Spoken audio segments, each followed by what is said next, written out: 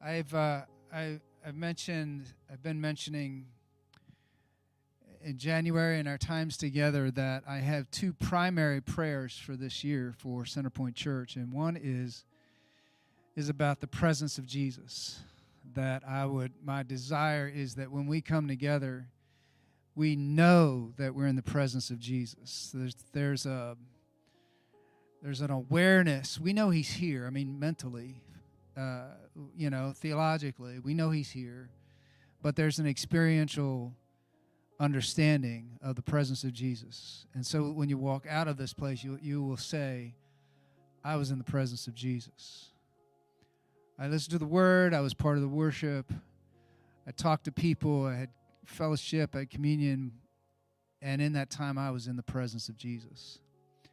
And then that extends out to when you go to work, or when you're at home, and when you are out to eat, or whatever you're doing, you carry the presence of Jesus with you, and you have this understanding, this experiential understanding and awareness of the presence of Jesus around you. So when you go into that difficult meeting that you have to have, you know that Jesus is with you. So that's my first prayer, is that we experience the presence of Jesus in a profound way.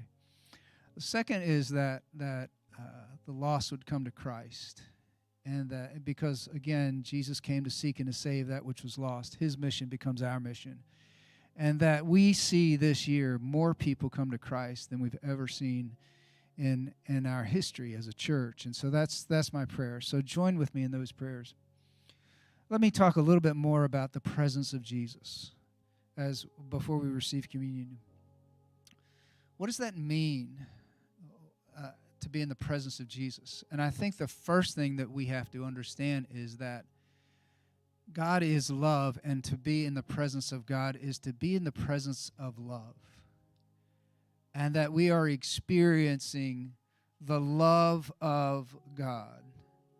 The love of God, as I was reflecting on this morning in my quiet time, there's a consuming jealousy of God. He is passionate for us. He is persistent for us. He is gracious. He is patient, and He is kind. Aren't you glad that He is patient? There's an authentic love. He is proactive in His love. He doesn't just wait for us to love Him. He is proactive in His love for us. It is complete, withholding nothing, and it is never failing. And it is only as we understand His presence and are in His love that we can experience His love, but we then can share it with others. As God fills our hearts, He fills our heart with love, and it pushes out the things that keep us from loving others authentically. The more that we are in the presence of Jesus, and my watch is talking to me. The more that we are in the presence of Jesus and experiencing His love, the more that we love others. Because jealousy doesn't exist in God's love, and envy, should say, doesn't exist in God's love. Bitterness doesn't exist in God's love, and God's love pushes out those things in our lives. And the unforgiveness can't exist when we're filled with God's love.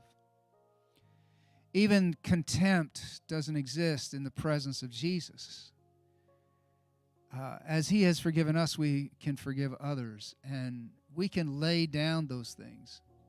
We tend to wound one another. We wound each other by one of two things, and Dallas Willard when he writes, he says that we wound each other by one of two things. One is we assault, which is we do things to offend, or he wasn't talking about physical assault, even though it's included, but what we do to others. And the other is withholding.